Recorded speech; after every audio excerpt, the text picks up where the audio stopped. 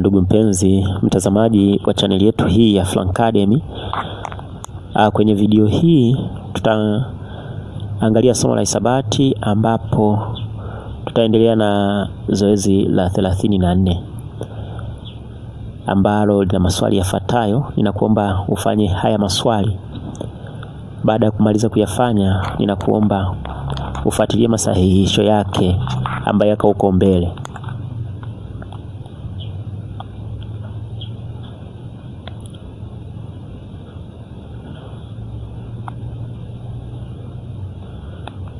Sasa tuangalie masahihisho.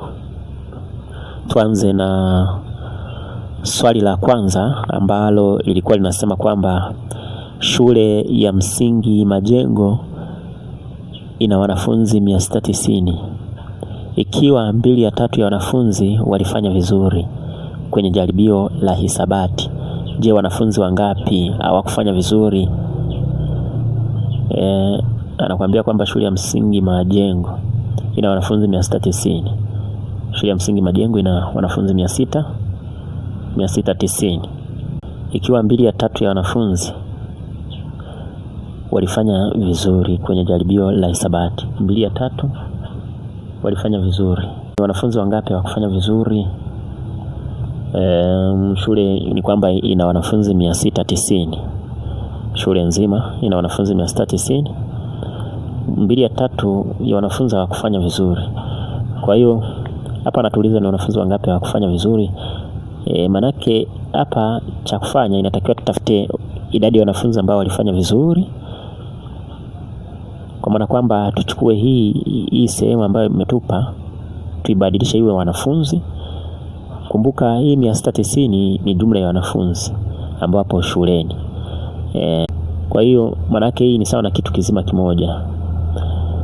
Kwa hiyo kwenye hicho kitu kizima kimoja, hii 2/3 ndo wanafunzi ambao walifanya vizuri. Kwa hiyo ili tupate wanafunzi ambao hawakufanya vizuri, maana yake tutatafuta idadi ya wanafunzi ambao walifanya vizuri, alafu baadaye ndo tutachukua hii 690 tutatoa. Kwa hiyo maana yake hapo utachukua 2/3 ya 690, maana yake unazidisha na 690 hapa. Unazidisha wanafunzi 690, hapo ndo utapata wanafunzi ambao walifanya vizuri. Kuzidisha hapo kwa 3 ni 1, kwa 3 hapa ni 230. Ukichukua 2 mara 230 unapata 460. Kwa hiyo hawa ndo wanafunzi ambao walifanya vizuri.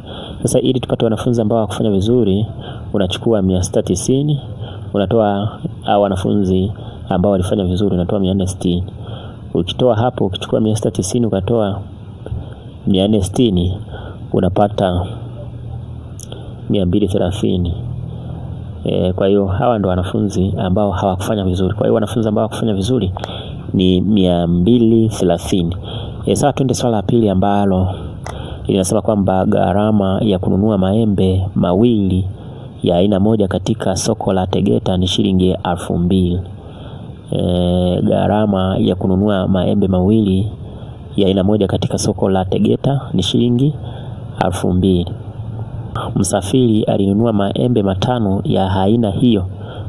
Je, alilipa shilingi ngapi? Gharama ya kununua maembe mawili, tuseme kwamba maembe mawili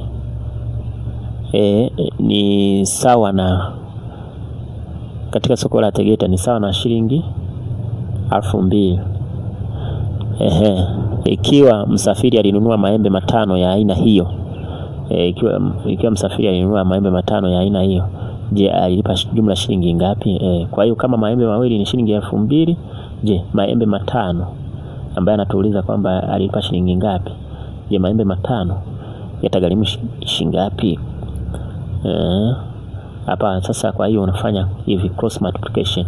Ukifanya cross multiplication, maana yake unachukua maembe 5 unazidisha na shilingi 2000, unagawanya kwa hii ambayo haiendani na namba yoyote hapa, hii ambayo haina nyanzake hapa, unagawanya kwa maembe mawili. Ukigawanya hapo, manake hapa kwa 2 ni 1, kwa 2 hapa ni 1000. Ukichukua maembe na maembe inakwisha. Alafu hapa manake unakuja unachukua 5 mara shilingi 1000. Ukichukua 5 mara shilingi 1000 unapata shilingi ngapi? Unapata shilingi 5000. Kwa hiyo alilipa shilingi 5000.